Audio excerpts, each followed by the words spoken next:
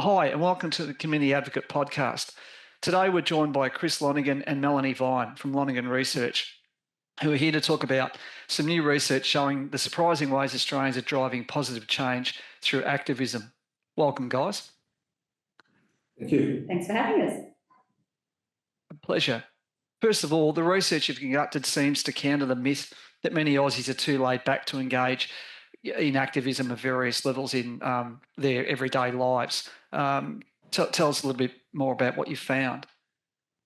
Yeah, well, it's actually quite a fascinating project in a lot of ways. I mean, I guess to start with, people do care. A lot of people care about different issues, so the health and wellbeing issues, mental health and support, those kind of things came out very, very strongly, animal welfare and the environment. So those are really the big three issues that Australians care about.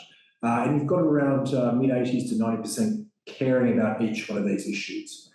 And then the next level down is people support activism in these areas. So you've got about 85 to 90% of people supporting the work that activists do to actually further each of these causes.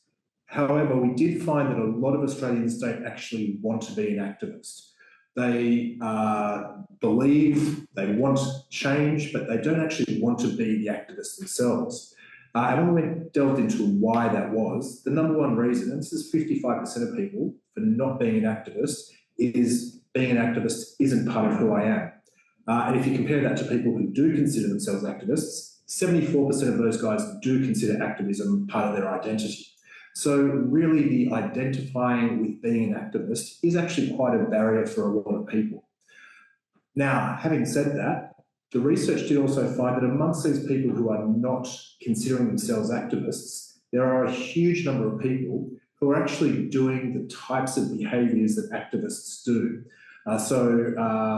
Petitions, social media posts, participating in boycotts, volunteering. They're actually taking concrete actions, and there are millions of Australians who are taking these concrete actions to actually change the world in the way that they want to, yet they're doing this without actually considering themselves being activists. So did the research results surprise you, having gone into it? Like, did you suspect that this was the case in a lot of these, different areas in terms of the level of activism of Australians, as you've just explained? Or yeah, so certainly we expected to find some hidden activists out there, but what really surprised us was just how many there are.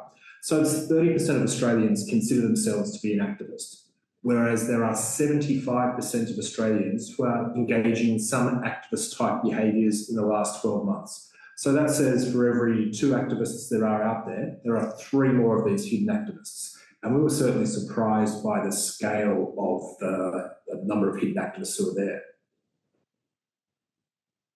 why are Australians thinking of, increasingly thinking of ways they can make a difference on these smaller levels? I mean, it's a great thing, and as reasons you explained, it doesn't all have to be about taking part in a demonstration in the city. There's lots of sort of micro activism that you could do, from buying more sustainably, and you can get into some of the detailed stats around this.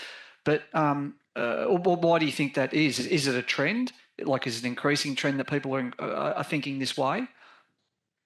Yeah, look, certainly people are very concerned with a lot of these issues, and you can sort of watch over time the emergence of different issues. So mental health and wellbeing being the number one issue that we encountered, that's certainly been rising over the last couple of decades, but it's certainly something that's on the rise. The environment remains popular and always has done. In a cost of living crisis, people often struggle a bit between managing their own cost of living and conducting some more environmentally friendly behaviours, which does sometimes hit the hip pocket. But we've certainly seen those long-term trends. In terms of, I guess, the first part of your question, which is, what can people actually do, and with reference to all this microactivism, look, a lot of that really depends on where you are as a person. So if we're going to start at the real basics, there are a lot of collective actions that people can do which you wouldn't even consider to be activism behaviours. So, the most obvious ones are things like doing your recycling, using energy-efficient appliances and light bulbs, making sure that your home is actually set up to be as sustainable as possible. So starting with a lot of things like that is a really good place to start. And I guess the next step is you can start to do some of these activism things. the fact that there are so many people out there who are actually doing activist type behaviours without considering themselves an activist really should make people comfortable that, hey, look, you can turn up to a rally, you can sign a petition, you can start fundraising for a cause that you believe in. And people won't think of you as an activist. They'll think, hey, that's actually someone just like me, because that's 75% of the population of doing these things. And that's one of the really positive things about this research, is we find that it can really help people to feel like they're doing good, but they don't actually need to feel like they're indifferent to anybody else. So they don't need to have activism as part of their identity. It's the actions that are important. It's actually making that change, not how you identify that is really making a difference in the world. And I think almost selfishly, nearly 90% of Australians feel good about themselves when they participate and support a cause that they believe in. So there's a nice, I guess, kind of feel-good individual factor as well at play. Yeah, I think we did find a statistic that people who do engage in these activism type behaviours are happier than people who do not. So there are also those self-benefits which are in there. And your stats bear out that there's more Australians believe that these small actions can make a difference. Like you said, they may not necessarily, consider themselves an activist, but when you ask, like, collectively, there is more of a view these days that do the right thing. Okay, like, if you don't put your recycling in the recycling bin, what difference is it if I don't do that? But more often than not, people think yes, but every incremental thing really does help. Do you think that's been a bit of a change over time? Yeah, we did find that Australians do believe small changes can make a difference, and the little actions that they can have an impact on some of these issues. I mean, we also found the inverse. So some people, were unsure where to start, were perhaps confused about how their small steps can have that impact, but they were all on board with, the large majority on board with making those changes and trying to have an impact. Yeah. To sort of, I guess, delve into the theory a little bit behind that, there are two things. One is called your sphere of concern. So if you think about something like climate change, it's this big, massive problem. It's global, and you're like, this is really important to me, but it's huge. And then you've got your sphere of influence, which is, what can I actually do? I'm just one person. Even if I do everything possible, I'm nothing in the face of the rest of Australia, Europe, China, America, the amount of carbon pollution they're doing. So one of the things that's really quite important is to make people feel like their sphere of influence does actually make a difference. And these collective behaviours, which really do make a difference collectively, we really do want to celebrate that. And that's one of the reasons we're doing this Ben and Joe's research, and some of the thoughts behind it, is to really celebrate the work that people are doing, both the activists themselves, but also the people who are just doing the right thing, because collectively it does make a difference, and recognising and celebrating these people is part of what Ben and Joe's want to do with this project. There's been a lot of, like, in the news, like, related separate to this, but like a lot of, there's been a lot of protests in Melbourne and Sydney and other cities about a whole lot of issues, with, from Gaza to electoral law, like, the right to protest has been very much front and centre lately, more so than normal, I would say. Do you find it heartening? I think one of the stats from you guys I've got in front of me, that 67% of Australians believe activists perform a vital role in creating positive change. I know that's not necessarily just, in inverted commas, marching in the street activism, but there seems to be a lot of support in this country for the things that you're saying, and however it is, big or small, be that marching or be it shopping ethically, there's a lot of support for trying to do the right thing. Like, you think that's a pretty healthy percentage? Yes, it is. And Definitely. I think another thing to recognise is that in our research, we did find that people really do actually support the work that activists are doing. So even when they're not necessarily undertaking those activism behaviours themselves, we've got things like, we've got 69% of people believe activists are important in holding government corporations to an account, which is really good. And you've got 67% saying activists perform a vital role in creating positive change. So even amongst the people who are not activists themselves, there is certainly a recognition of how important activism is, and how important the work that these people are doing is in terms of actually creating that positive change and Australians do want to support them. They do want to do the right thing.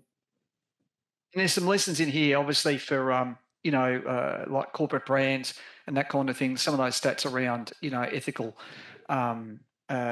shopping, like that Australians it's impacted by people's values in terms of how they shop increasingly. Would you say a lot of brands are taking note of this? That this is a factor these days, or an increasing factor? Yeah, I would hope so. I mean, one of the more surprising stats for me personally and us as a team was that 25% of Australians have actively boycotted a brand due to its unethical or unsustainable actions in the last 12 months. That's 5 million people who've made an active choice not to shop and continue a relationship with a particular brand. That's a fairly significant number. 80% of Australians prefer to support a brand that does social good. 4 out of 5, a similar number feel positive towards brands that do social good, but that 25% have taken action. They have stopped spending with those brands. It's pretty significant. How did your research tie into the Ben & Jerry's Make Some Other Chunk and Change campaign? Yep. So Ben & Jerry's were launching their Make Some Mother Chunk and Change campaign here in Australia, which is to inspire the everyday person to make positive change in the world. And as part of their campaign, they invest in local activist programs, local activists, individuals. And what they wanted to explore was the state of activism in Australia. So get an understanding of how the everyday Australian feels about activism, how they participate or don't participate, how, the causes that they are interested in. So their causes are largely social justice and environmental focused.